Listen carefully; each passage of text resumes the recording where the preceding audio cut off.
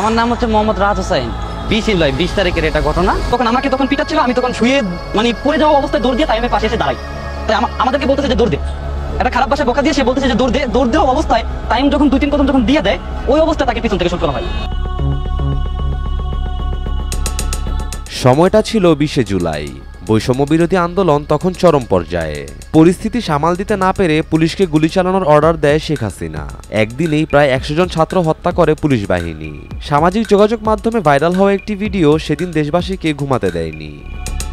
মানে কোমরের নিচে যে লাইট বুলেটটা যে করে, ওই বুলেটটা ছিদ্র হয়ে তার সামনে দিয়ে বের হয়ে যায়।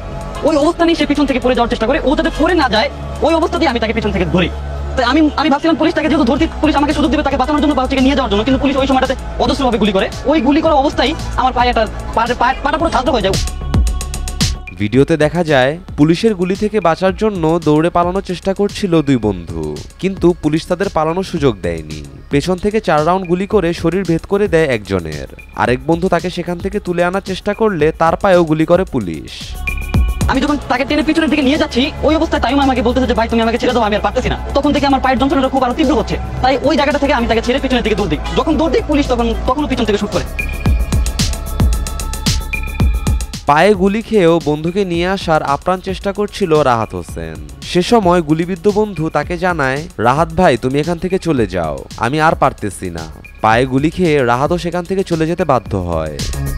আমি ওই দিনকে তাইমকে ধরার মূল কারণ আমি চিন্তা করছিলাম যে হয়তোবা সে আমার অত আন্তরিক বন্ধুত্ব নাও হতে পারে। এই জায়গাটাতে যদি আমার ভাই হইতো, সেই ক্ষেত্রে কি আমি তাকে ছেড়ে চলে যেতে পারতাম কিনা।